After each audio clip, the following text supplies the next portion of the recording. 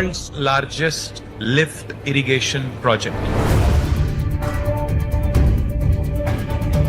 తెలంగాణకు కరువు రాకుండా కాపాడే ప్రాజెక్టే కాళేశ్వరం ప్రాజెక్ట్.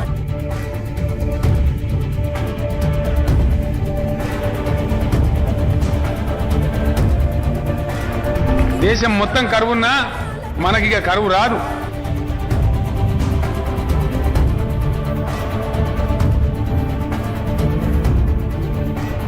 కాళేశ్వరం తెలంగాణకు కల్పతరువు. అసాధ్యమైనటువంటి పనిని ఇవాళ సుసాధ్యం చేసి ఇవాళ మన ముఖ్యమంత్రి కేసీఆర్ గారు. ముమ్మాటికి కాళేశ్వరం తెలంగాణకు వరప్రదాయినే.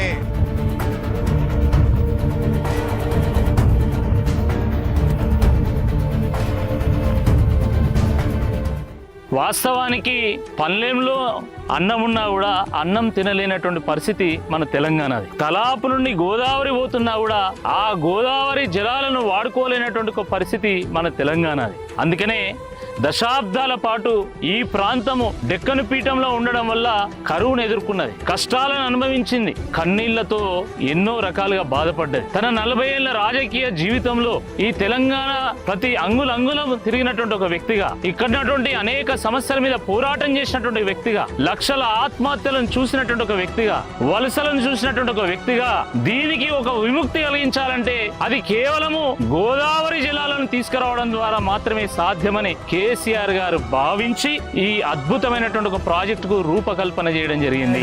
గలగల్ల పోరేటి గంగమ్మ తల్లినే నల్లరే గల్లకే మళ్లించినాడమ్మో. కాళేశ్వరము తోటి లక్షల ఎకరాలు కలకాల నాడించే మన పెద్ద రైతన్న. ఎట్టుండే మన పల్లెలు గతమంతా నెర్రెబారిన నేలలు.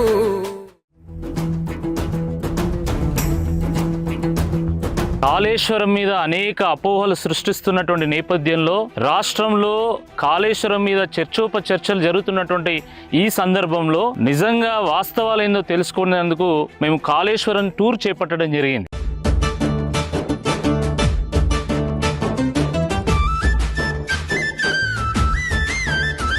కాళేశ్వరం ఒక గొప్ప పుణ్యక్షేత్రం. దీనికి ఇంకొక ప్రాధాన్యత ఏంటంటే ఇది ఒక త్రివేణి సంగమం. గోదావరి జీవనది ఈ ప్రాంతం నుండి ప్రవహిస్తూ ఉంటది. ఈ ప్రవహిస్తున్నటువంటి ఈ నదిలో ప్రాణహిత, మహారాష్ట్ర నుంచి వచ్చేటువంటి ప్రాణహిత ఇక్కడ కలుస్తుంది. సరస్వతి అంతర్వాహినిగా ఉంటది. ఈ 3 నదులు కలిసి మనకు మేడిగడ్డ వైపు, అటు నుండి రాజమండ్రి, అక్కడ నుండి సముద్రంలో కలిసే వైపు ప్రయాణం చేస్తూ ఉంటాయి. ఇక్కడ నీటి లభ్యత ఎక్కువ ఉంటది. సుమారుగా 281 టీఎంసీల నీటి లభ్యత ఉంటది అని చెప్పి సిడబ్ల్యూసీ తేల్చి, కాంగ్రెస్ వాళ్ళు చెప్పేటువంటి తుమ్మిడిహట్టి దగ్గర కేవలము 80 టీఎంసీల నీటి లభ్యత మాత్రమే ఉందని చెప్పి అదే సిడబ్ల్యూసీ చెప్పింది. నీటి లభ్యత ఎక్కువ ఉండాలంటే అది ఈ ప్రాణహిత కలిసిన తర్వాత ఇక్కడ మాత్రమే అది సాధ్యమని చెప్పి కేసీఆర్ గారు కాళేశ్వరంకు రూపకల్పన చేసింది.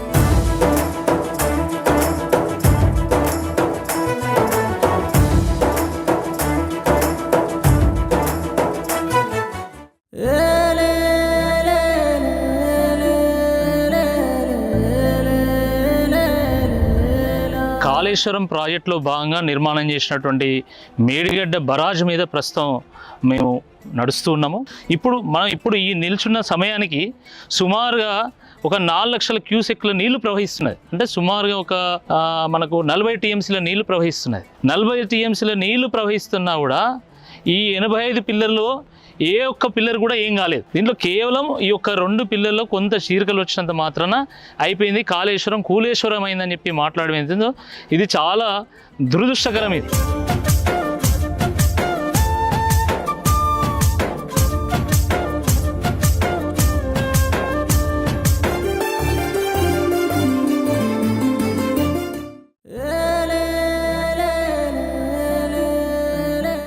కాళేశ్వరం వద్ద గోదావరి ప్రాణహిత కలిసిన తర్వాత ఆ నీరంతా కూడా మేడిగడ్డ వైపు ప్రవహిస్తూ ఉంటుంది. మేడిగడ్డ దగ్గర లక్ష్మీ బ్యారేజ్ని కట్టడం జరిగింది. దానికంటే ముందే కన్నెపల్లి వద్ద ఒక లక్ష్మీ పంప్ హౌస్ను నిర్మాణం చేయడం జరిగింది. ఈ లక్ష్మీ పంప్ హౌస్లో 17 పంపులు ఉన్నాయి. ఈచ్ పంపు 2219 క్యూసెక్ల వాటర్ని డ్రా చేస్తుంది. 40 మెగావాట్ల కెపాసిటీ కలిగినటువంటి పంపు ఈచ్ పంపు. అంటే మొత్తం 17 పంపులు 680 మెగావాట్ల కెపాసిటీతో మొత్తము పర్ డే 3 TMC వాటర్ని డ్రా చేసి ఇగో ఈ పైపుల ద్వారా ఈ కాలువలో నీటిని పోస్తాయి. ఆ పోసినటువంటి నీరు కాస్త ఈ కాలువల ద్వారా మళ్ళీ అన్నారం బ్యారేజ్ దగ్గరికి వెళ్తాయి.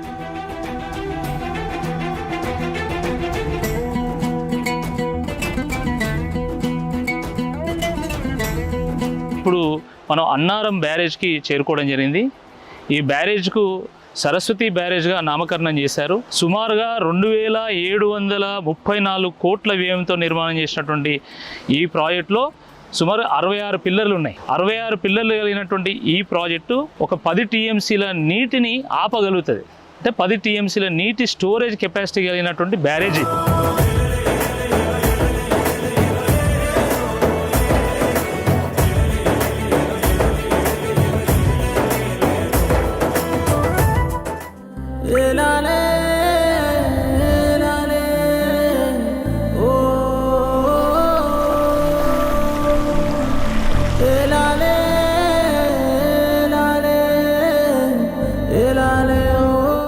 తెలంగాణకు జీవధారైనటువంటి కాళేశ్వరం ప్రాజెక్టులో భాగంగా కట్టినటువంటి 3వ బ్యారేజే ఈ సుందిల్లా పార్వతి బ్యారేజు. సుమారుగా 2000 కోట్ల రూపాయలతో కట్టినటువంటి ఈ బ్యారేజ్లో 75 పిల్లర్లు ఉన్నాయి, 13 పంపులు ఉన్నాయి. సుమారుగా ఒక 8 TMCల స్టోరేజ్ కెపాసిటీ ఉంది. అనేక పంప్ హౌజుల నుంచి నీటిని డ్రా చేసి పంట పొలాల్లో పంపించవచ్చు, కానీ వాటిని కూడా ఆన్ చేస్తలేరు.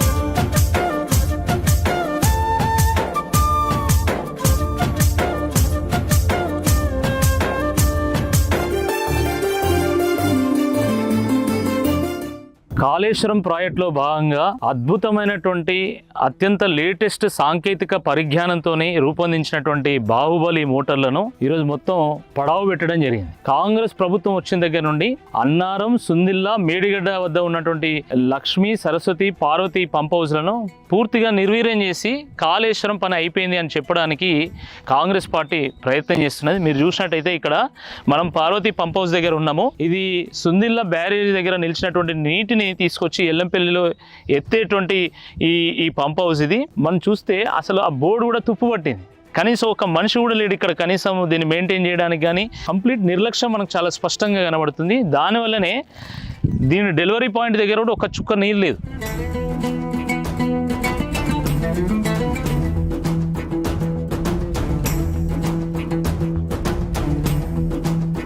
కాళేశ్వరంలో మరో కీలక కాంపోనెంట్ అయినటువంటి శ్రీపాద ఎల్లంపల్లి ప్రాజెక్టుకు మేము రావడం జరిగింది.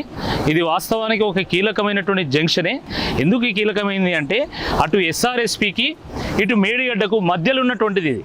అంటే నీటిని ఎటైనా పంపు చేయడానికి ఇది ఒక స్ట్రాటజిక్ లొకేషన్. 2005లో కాంగ్రెస్ ప్రభుత్వం దీన్ని ప్రారంభిస్తే కొన్ని గేట్లు అవి నిర్మాణం చేసి మధ్యలోనే వదిలేసింది. కానీ కేసీఆర్ గారు వచ్చిన తర్వాత పెట్టినటువంటి ఖర్చు వృధా కాకూడదు అని చెప్పి దీన్ని మళ్ళీ కాళేశ్వరంలో ఒక భాగం చేసి దీన్ని కూడా వాడుకోవడం జరిగింది.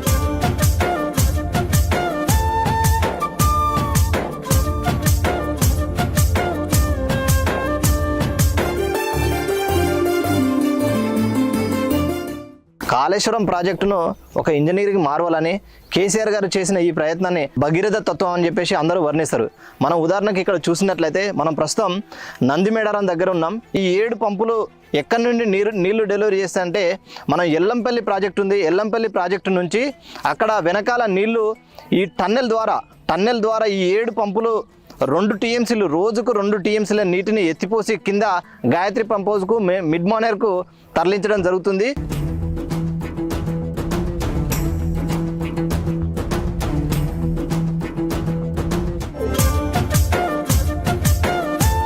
కాళేశ్వరం లింక్ 2 ప్రాజెక్టులో భాగమైన గాయత్రి పంప్ హౌస్ వద్ద ఇప్పుడు మనం ఉన్నాం. ఇందులో మొత్తం 7 పంపులు ఉన్నాయి. వీటినే బాహుబలి మోటార్లు అని కూడా మనం అంటాం. ఒక్కొక్క పంపు సామర్థ్యం వచ్చేసి 3150 క్యూసెక్కుల నీళ్లను ఎత్తిపోసే సామర్థ్యం గల పంపులు ఇక్కడ ఉన్నాయి. ఒక రోజుకి అన్ని పంపులు కలిపి ఒక రోజుకి 2 TMCల నీళ్ళని ఎత్తిపోస్తూ ఉంటాయి. ఇక్కడి నుండి డైరెక్ట్ గా మిడ్ మానేర్ కి ఆ నీళ్లను ఎత్తిపోస్తూ ఉంటారు.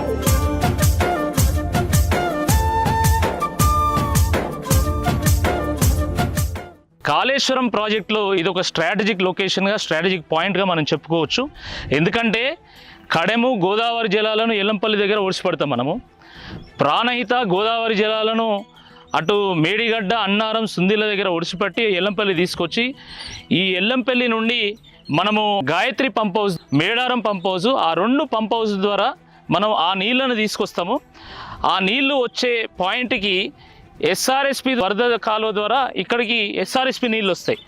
ఈ 2 కెనాల్స్ ద్వారా వచ్చేటువంటి నీళ్లు ఇవి మిడ్ మానేర్కి వెళ్ళి లోయర్ మానేర్కి వెళ్ళి వేరియస్ ఛానల్స్ ద్వారా, వేరియస్ కెనాల్స్ ద్వారా, రిజర్వాయర్స్ ద్వారా అవి తెలంగాణలో ఉన్నటువంటి పంట పొలాలకు చేరుతాయి. అయితే ఇక్కడ మనం చెప్పుకోవాల్సినటువంటి ప్రధానమైనటువంటి పాయింట్ ఏంటంటే, ఈ ఎస్ఆర్ఎస్పి ఒకవేళ ఎండాకాలంలో కానీ లేకపోతే కరువు వచ్చినప్పుడు ఎండినప్పుడు మనం ప్రాణహిత ద్వారా, అదేవిధంగా ఎల్లంపల్లి ద్వారా వచ్చేటువంటి నీళ్లను ఈ గాయత్రి పంప్ హౌస్ ద్వారా తీసుకొచ్చి మళ్ళీ ఇదే కెనాల్లో రివర్స్ పంపింగ్ రాంపూర్, రాయేశ్వర్పేట్, ముక్పాల్లో ఉన్నటువంటి పంప్ హౌస్ల ద్వారా ఆ నీళ్లను రివర్స్ పంపింగ్ ద్వారా తీసుకుపోయి ఎస్ఆర్ఎస్పిని నింపుతాము. అందుకనే కేసీఆర్ గారు నదులకు నడక నేర్పిన్లు అంటారు.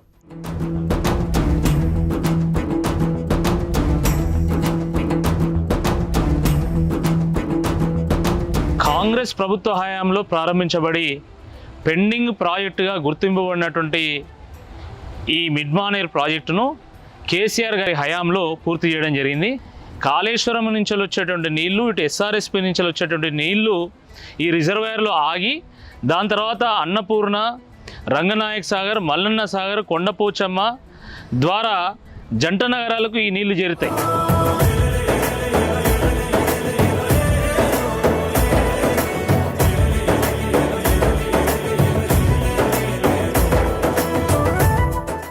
కాళేశ్వరంలో అంతర్భాగమైనటువంటి అనంతగిరి అన్నపూర్ణ ప్రాజెక్ట్కి రిజర్వాయర్కి మనం చేరుకోవడం జరిగింది.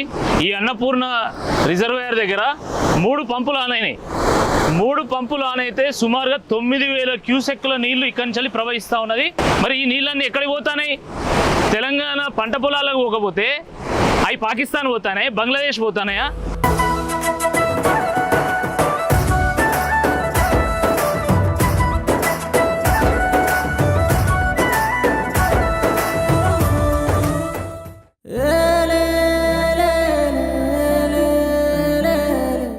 ఈ రంగనాయక్ సాగర్ రిజర్వాయర్కి మనం చేరుకున్నాం. రంగనాయక్ సాగర్ దగ్గర ఇప్పుడు 3 మోటార్లు ఆన్ అయినాయి. 4 మోటార్లు ఆన్ అయితే రోజుకు 1 టీఎంసీ నీటిని ఎత్తిపోసేటువంటి ఈ రిజర్వాయర్ చూసిన తర్వాత కాంగ్రెస్ పార్టీ నాయకులు ఏం సమాధానం చెప్తారు? మరి ఈ నీళ్ళని ఎక్కడికి పోతున్నాయి? కాకతీయులు గొలుసుకట్టు చెరువులు కడితే కేసీఆర్ గారు గొలుసుకట్టు రిజర్వాయర్లు కట్టి గోదావరిని చేయి పట్టుకొని మొత్తం తెలంగాణ అంతా తిప్పుకుంటూ చివరకు హైదరాబాద్ కూడా గోదావరిని తీసుకొచ్చాడు.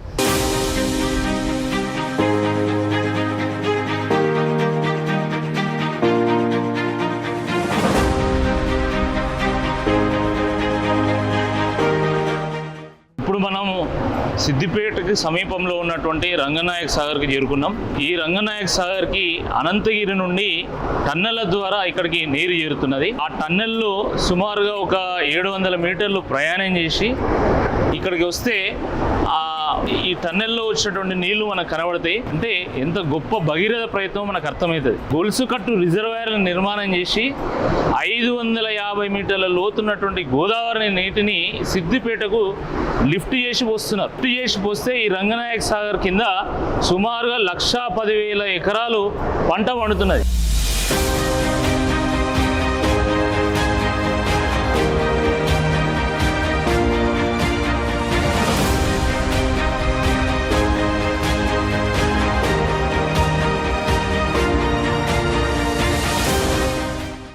కాళేశ్వరం ప్రాజెక్టులో భాగమైన మల్లన్న సాగర్ రిజర్వాయర్ దగ్గర ఉన్నాం. ప్రస్తుతం ఈ కెనాలు మనకు కొండపోచమ్మ సాగర్కి వెళ్తుంది. ఈ కెనాలే మనకు నల్గొండ జిల్లాలోని గంధమల్ల చెరువుకు అలాగే బస్వాపూర్ రిజర్వాయర్కి వెళ్తుంది. ప్రస్తుతం ఇప్పుడు మనకు 1100 క్యూసెక్ల నీటిని విడుదల చేసి కొండపోచమ్మ సాగర్ యొక్క Akkaram pump house, Markook pump house ద్వారా కొండపోచమ్మ సాగర్ రిజర్వాయర్లోకి నింపుతున్నారు.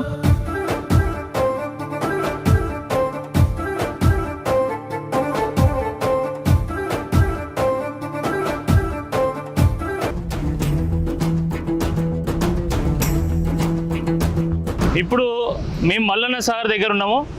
మల్లన్న సాగర్ దగ్గర ఇప్పుడు 8 పంపులు వస్తున్నాయి. ఈ మల్లన్న సాగర్ రిజర్వాయర్ 50 టీఎంసీల రిజర్వాయర్. ఇది హైదరాబాద్ నెత్తి మీద ఒక గోళం పెట్టి ఆ గోళంకు నల్ల ఇప్పితే ఎట్లయితే కింద నీళ్ళు వస్తాయో అట్లా హైదరాబాద్కు చేరే విధంగా దీన్ని అద్భుతంగా నిర్మాణం చేశాను. ఈ బీడుబడ్డ నేలను పచ్చబడేటట్టు చేస్తే, ఆత్మహత్యలను, వలసలను, ఆకలి కేకలను ఆపితే ఈరోజు కుట్రతోని కేసీఆర్ గారి మీద ఒక కమిషన్ వేసి వారిని అవమానించేటువంటి ఒక ప్రయత్నం చేస్తా ఉన్నారు. కేసీఆర్ ఇచ్చింది అయితే వాటర్ బాగానే ఉన్నది. ఇవి మల్లన్న సార్ వాటర్ కూడా ఇప్పుడు మేము అవే వాటర్ తాగుతున్నాం. మా కలెక్షన్ కూడా హైదరాబాద్ సిటీకి మా విలేజ్లకి ఇవే ఇచ్చారు. కేసీఆర్ ఉన్నప్పుడే బాగుండే. ఇది ఒక మల్లన్న సాగర్ కాదు, ఇది తెలంగాణ జన హృదయ సాగరం. మనం ఇప్పుడు కొండపోచమ్మకు చేరుకున్నాము. ఇది 15 టీఎంసీల రిజర్వాయరు. మనకు మల్లన్న సాగర్ నుంచి వచ్చేటువంటి నీటిని ఈ పంప్స్ ఎత్తిపోస్తూ ఉంటాయి ఈ రిజర్వాయర్లకి. గోదావరి నీళ్లు ఎట్టి పరిస్థితుల్లో ఈ ప్రాంతాన్ని తీసుకురావాలనేటువంటి తపనతోనే నిర్మాణం చేసినటువంటి ఒక రిజర్వాయర్ ఇది. ఈ రిజర్వాయర్ల వల్ల కేవలం పంట పొలాలు మాత్రమే సస్యశ్యామలం కావడం లేదు, ఇక్కడ ఉన్నటువంటి జీవరాశులకు, ఎడ్లకు కానీ గొర్రెలకు కానీ వాటికి కూడా నీరు అందిస్తున్నది. ఇక్కడ ఉన్నటువంటి మత్స్యకారులు బతుకుతున్నారు. కాళేశ్వరం కూలింది, కాళేశ్వరం కూలింది కాబట్టి ఇప్పుడు కేసీఆర్ మీద కేసు పెట్టాలని ఆయన రోజు రొల్లి పెడతాను. ఇప్పుడు అవే కదా నీళ్ళు వచ్చేటి, మరి కాళేశ్వరం నీళ్ళే కదా వచ్చేటి. కాళేశ్వరం ఏనా మరి ఎక్కడి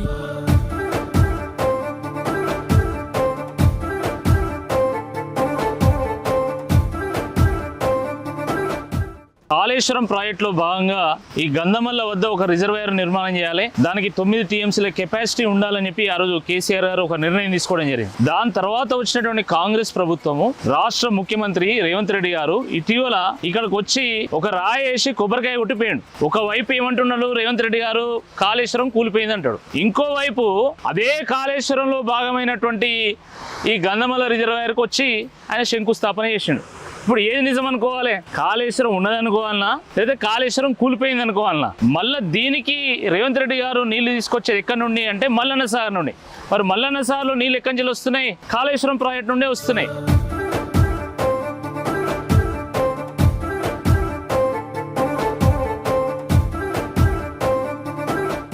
గోదావరి జలాలను చెయ్యి పట్టుకొని నడిపించుకుంటూ వచ్చిన కేసీఆర్ గారు చివరకు బస్వాపూర్లో ఒక రిజర్వాయర్ కడితే ఈ బస్వాపూర్ నుండి ఈ ఆలేరు భువనగిరిలో ఉన్నటువంటి ఈ కరువు ప్రాంతం అంతా కూడా సస్యశ్యామలం అవుతుందని వారు భావించి ఇక్కడ ఒక రిజర్వాయర్ను నిర్మాణం చేయడం జరిగింది. వారు కాళేశ్వరం కడుతూ ఇక్కడికి వచ్చేలోపు వారి టర్మ్ ఎండ్ అయింది. కానీ ఇక్కడ కొంచెం ల్యాండ్ ఎక్విజిషన్ ఉంది, ఆ ల్యాండ్ ఎక్విజిషన్ పూర్తి చేయాలి. అదేవిధంగా ఈ నీళ్లను పంట పొలాలకు తరలించడానికి కావాల్సినటువంటి చిన్న కెనాల్స్ నిర్మాణం చేయాలి, డిస్ట్రిబ్యూటరీ కెనాల్స్ నిర్మాణం చేయాలి. ఎంత దురదృష్టం అంటే ఇంత పెద్ద కాళేశ్వరంను 5 ఏళ్ల రికార్డు సమయంలో కేసీఆర్ గారు పూర్తి చేస్తే ఈ చిన్న కాలువలు ఆయనతో కొన్ని ఎకరాల ల్యాండ్ ఎక్విజిషన్ కూడా కాంగ్రెస్ పార్టీ వాళ్ళు 2 ఏళ్ళైనా ఇప్పటికి పూర్తి చేయలేదు.